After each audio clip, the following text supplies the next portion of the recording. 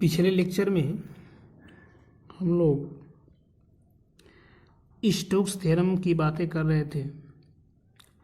Stokes theorem में हमने statement और प्रूफ दोनों कर दिया था, साथ ही साथ जो क्वेश्चन था उसको भी हमने सॉल्व करा दिया था।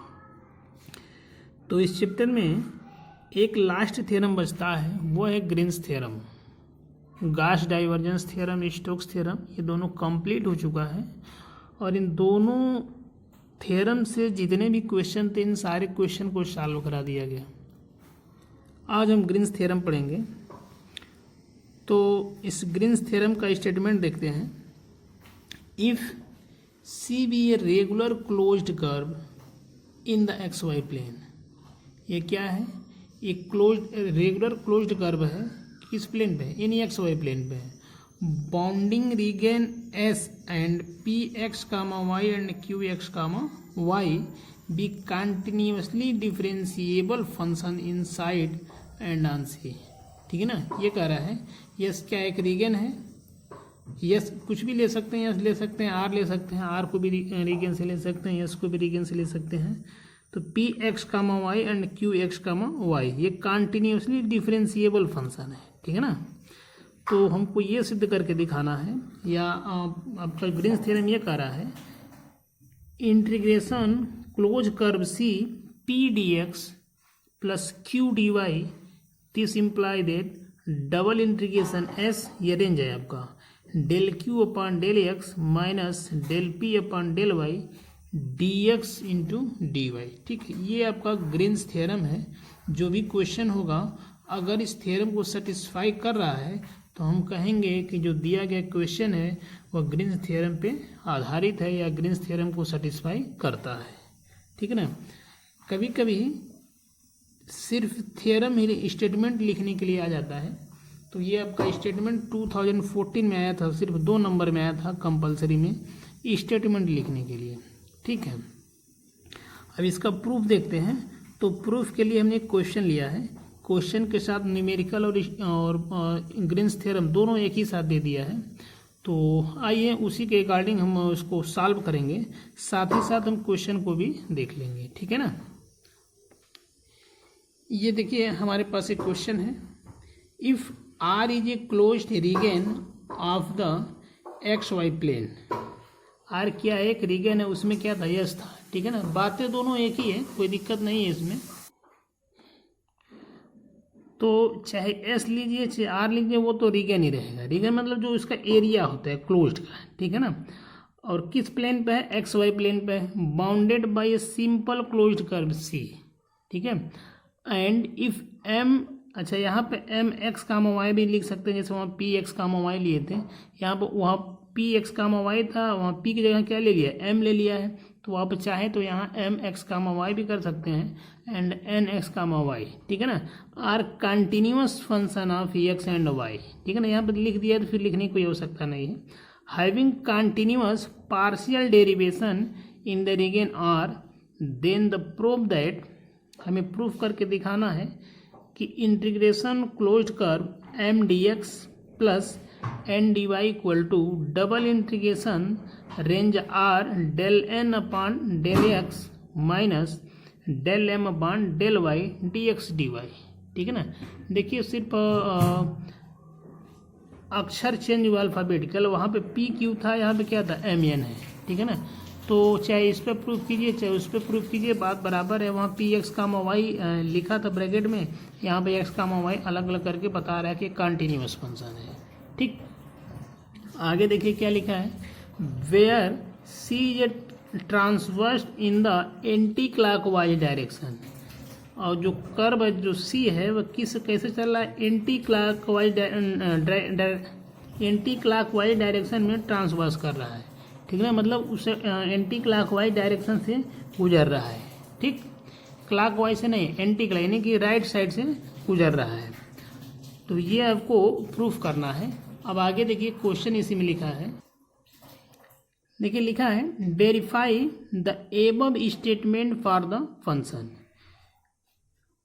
वेरीफाई द एबव, यानी इस स्टेटमेंट के हिसाब से इस क्वेश्चन को वेरीफाई करना है, ठीक है। और क्वेश्चन में क्या दिया है, the function vector F equal to M x comma y i plus N x comma y j, this imply that x square plus Y square into unit vector I minus 2x comma y into unit vector j, where C is the rectangle in the XY plane, ठीक, bounded by x equal to 0, y equal to 0, x equal to a and y equal to b, ठीक है।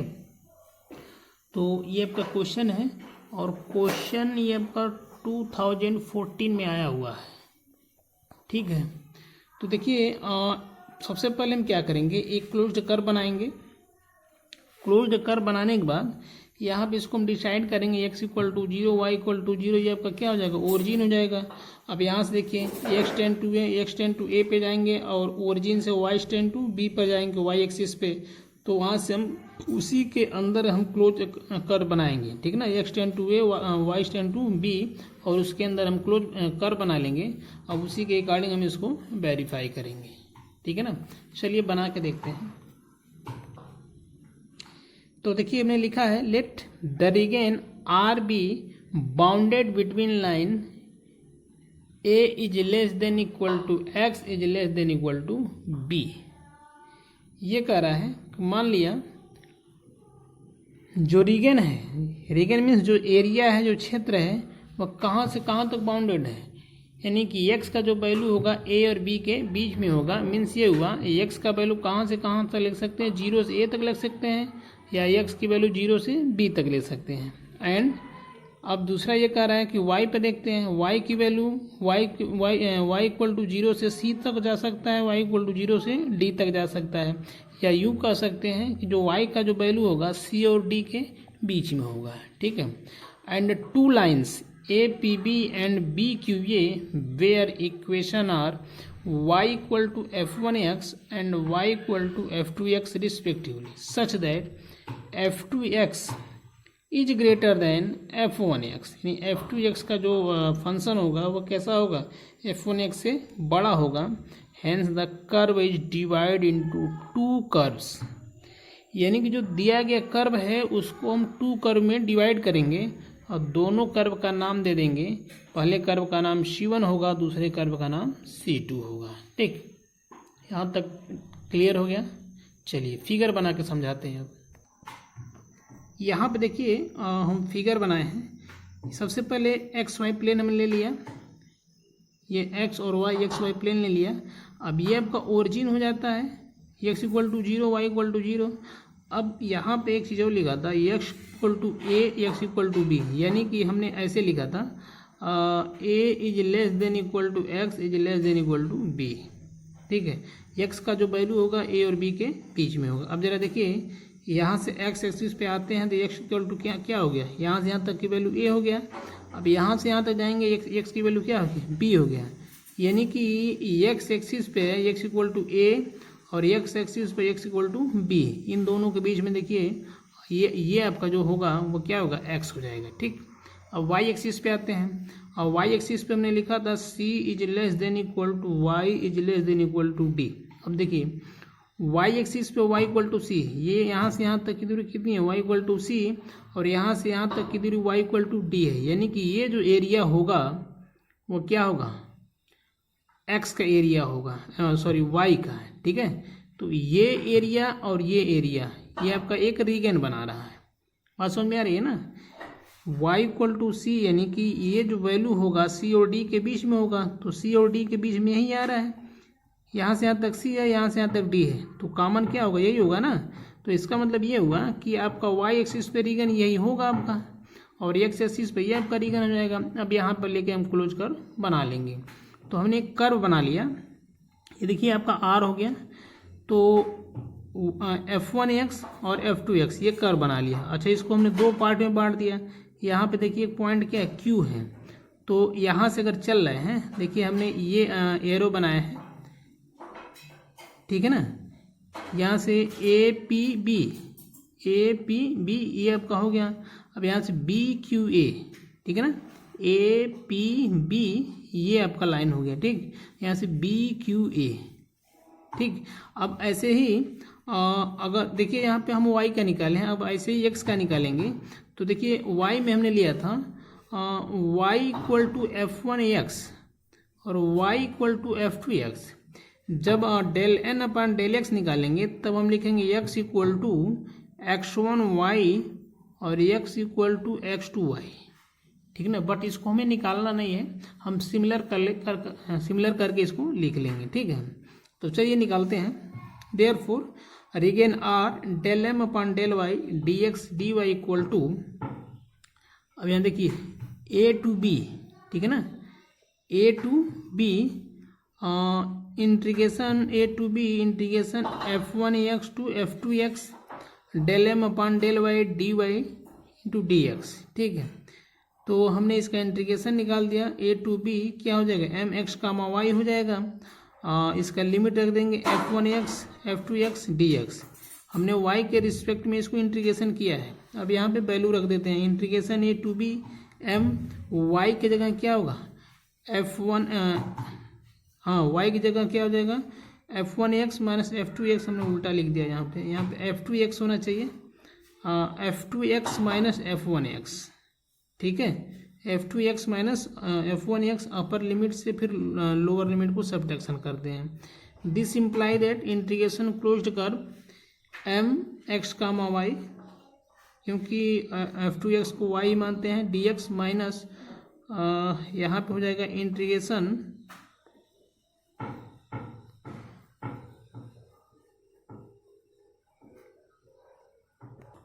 यहाँ पे देखिए मैंने direct लिख दिया है C1 से C2 तक, ठीक है ना। ये आपका कर्व C1 हो जाएगा C1 से C2 तक। तो C1 से C2 तक क्या लिखेंगे, minus integration C1 integration C2 d D x, ठीक है। This imply that M D x equal to, ये आपका हो जाएगा region R del M upon del Y D x into d Y.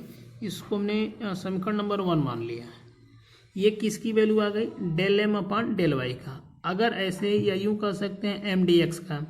अगर ऐसे ही एन डी वाई का निकालें तो हम क्या लिखेंगे, हमने बताया है अभी ऊपर y इक्वल टू F1x लिया था। तो अगर एन डी वाई का निकालेंगे तो यहाँ पे x इक्वल टू x1y और x इक्वल टू x2y लेंगे। तो सिमिलरली हमने डायरेक्ट लिख दिया है closed integration c N D Y equal to, ये आपका प्लस जो आएगा, ये माइनस में तो प्लस हो जाएगा, double integration r del M नहीं होगा, यहाँ पे हो जाएगा डेल एन, ठीक है ना। आप सुधार लीजिएगा, del N upon del x d x D y. इसको हमने इक्वेशन नंबर 1 मान लिया, 2। अब हम इक्वेशन 1 और 2 को ऐड कर देंगे। जब 1 और 2 को ऐड करेंगे तो adding equation 1 and equation 2 we get close integration c M D x plus N D Y. This imply that, ये आपका प्लस ये डायरेक्ट लिख दिया गया integration r to r d x D y, ये गलत लिखा गया है। या इसको इस लाइन को छोड़ दीजिए, आप यहाँ से आप डायरेक्ट लिख सकते हैं double integration M D x plus N D y. यहाँ से देखिए ये प्लस में ये माइनस में है, तो double integration R del N upon del x minus del M upon del Y D x D y, ठीक है ना। तो ये आपका ग्रीन्स थ्योरम का क्या कहते हैं, प्रूफ हो गया, ठीक। अब जो भी क्वेश्चन होगा अगर इस थ्योरम को सेटिस्फाई करेगा तो हम कहेंगे कि जो दिया गया क्वेश्चन है ग्रीन्स थ्योरम को वेरीफाई कर रहा है। अब हमारे पास जो क्वेश्चन है उसको देख लेते हैं कैसे सोल्यूशन होगा इसका। तो देखिए हमने लिखा है, मान लिया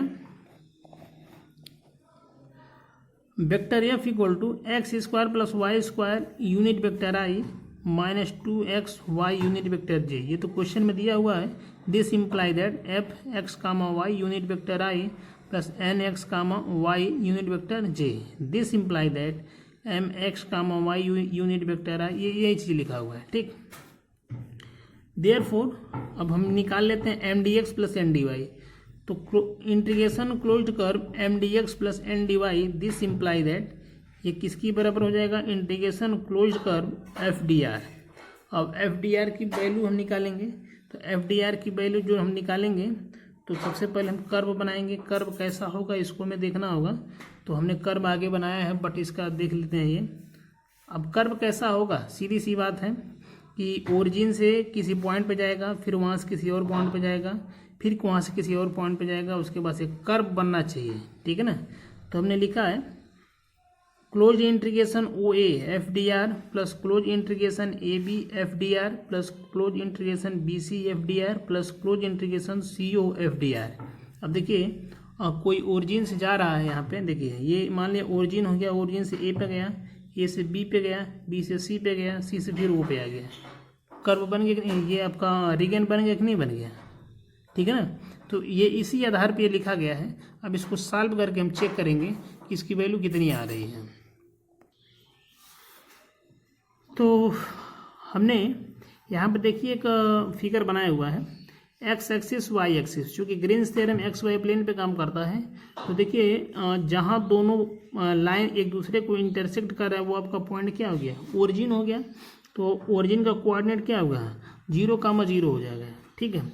अब एक्स अक्ष से अगर ए दूरी गया ये पॉइंट ए पे, तो यहाँ पे एक्स अक्ष से ए और वाई एक्स पे 0 है, तो यहाँ क्या हो जाएगा, ए का कोऑर्डिनेट a,0 हो जाएगा।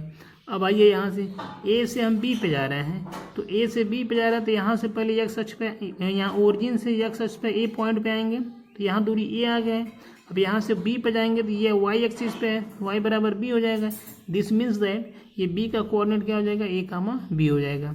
अब बी से सी पे आते हैं, बी से जब सी पे आएंगे तो अगर इसको ओरिजिन मान लिया जाए, ठीक है, तो यहाँ से जब यहाँ आएंगे तो देखिए ये एक्स एक्सिस पे 0 हो जाएगा क्योंकि ये कहीं गया नहीं है।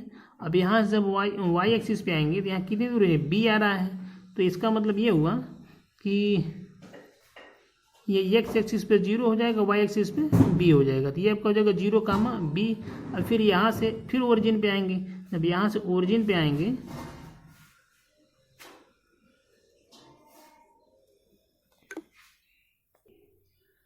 तो यहाँ से देखिए ये हमने इसको मिला दिया, तो इसका जब ये सारे का कोऑर्डिनेट आपको मिल गया 0, 0, a,0, a,b, 0,b, ये आपका 0, ठीक है।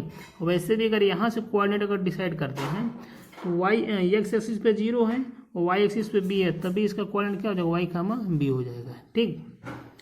अब हमने जो डिसाइड किया है कर्व निकालने के लिए, ओ ए पर इस पे निकालेंगे, फिर ए बी पर, फिर बी सी पर, फिर सी ओ पे, ये हमने लिखा है ना। तो सबसे पहले एलांग ओ ए पे निकालते हैं, एलांग ओ ए के एलांग निकालेंगे तो ओ ए के एलांग मतलब ये एक्स एक्सिस पे, इसका मतलब वाई बराबर 0 हो जाएगा। एक्स एक्सिस पे अगर निकालते हैं तो वाई बराबर क्या हो जाएगा, 0। तो हमने लिखा है एलांग ओ ए के एलांग, तो वाई इक्वल टू क्या हो जाएगा, 0। जब वाई इक्वल टू 0 हो जाएगा तो डी वाई इक्वल टू क्या हो जाएगा, 0। तो integration O A F D R, this imply that O A F की value x² plus y² dx minus 2xy dy, ठीक है। अच्छा एक चीज़ और है, यहाँ पे हमने चूँकि डाट प्रोडक्ट है तो डी आर की भी वैल्यू हमने रख दिया है, ठीक है ना। आर की value xi plus yj plus z की हो जाएगा, तो डी आर का निकाल देंगे तो डी xi dy z हो जाएगा। जब डाट प्रोडक्ट करेंगे तो आई में आई का कर देंगे तो आई हट जाएगा क्योंकि i dot i equal to 1 होता है। जे में जे का कर देंगे तो j dot z equal to 1 हो जाएगा। अब चूंकि के का है ही नहीं तो इसको मल्टीप्लाई नहीं कर देंगे, इसको छोड़ देंगे ऐसे, ठीक है ना। तो यहाँ देखिए अब लिमिट लेते हैं यहाँ से 0 से ए पे, तो एक्स एक्सिस पे देखिए 0 है, वाई यहीं से आएंगे ए पर, तो एक्स एक्सिस पे क्या हो जाएगा ए, यानी कि 0 से ए। तो लिमिट हमने लिया यहाँ से 0 से ए x² dx, इसका क्या हो जाएगा x² dx हो जाएगा। दिस इम्प्लाई दैट, हमने ऐसा क्यों कहा है, क्योंकि y बराबर हम 0 लेंगे, जब y बराबर 0 लेंगे तो ये भी वैल्यू 0 हो जाएगा। अब चूंकि dy 0 तो ये भी 0 हो जाएगा, हमारे पास बचेगा क्या, x² dx। अब इसका इंटीग्रेशन कर देंगे तो x पे पावर 3 अपॉन 3 और a की वैल्यू रख देंगे यहाँ से, तो a पर q अपॉन 3 हो जाएगा, ठीक है। ये आपका एक रिजल्ट बन गया।